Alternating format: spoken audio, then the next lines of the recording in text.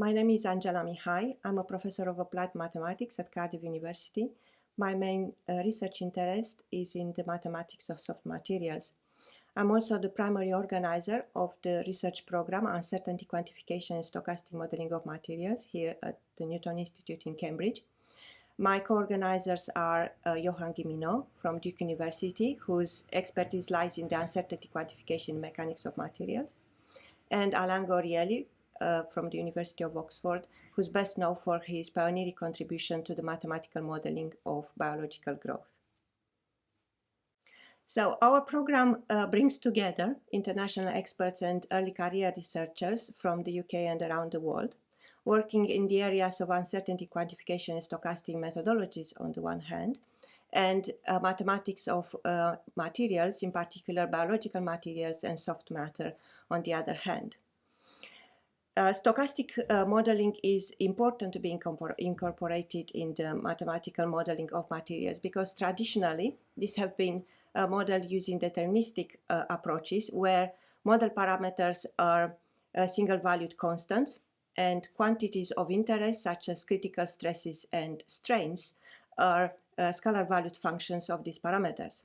By contrast, in stochastic modeling, material parameters are described by probability density functions, and quantities of interest are characterized by random fields. There are many challenges in the mathematical modeling of materials.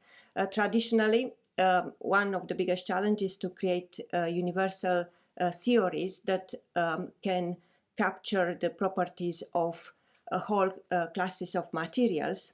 Computationally, one would be interested in designing multi-scale models that can have some robustness with respect to the stochastic variation in the microscopic components. But it's more than that. As we enter the era of big data, one aim would be to create intelligent systems that account for all properties of a material. That is not only quantitative parameters like shear modulus, Poisson ratio, refractive index, or electropermittivity, but also qualitative descriptions such as softness, transparency, self-organization, self-healing. For soft materials especially, there are no established mathematical models.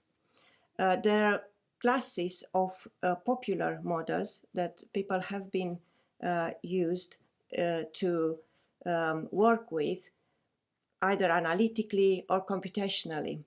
There is also some discrepancy in the way materials are being tested and therefore data are being collected. The challenge will be to create some kind of coherence, or at least to create a community that can more effectively talk to each other, interact to each other, and maybe come to a consensus in the way they can test materials or the way they can model them in order to be useful in applications. There are many potential cutting-edge applications. In medicine, for example, modeling of traumatic brain injury or neurodegenerative or cardiovascular diseases, medical implants. In engineering design, for example, haptic devices or braille displays, as well as soft robotics and more commonly protective equipment, whether in sports or everyday life. Well, as I like to say, when dealing with uncertainties, there is always an element of surprise, and one never quite knows what sport they can bring.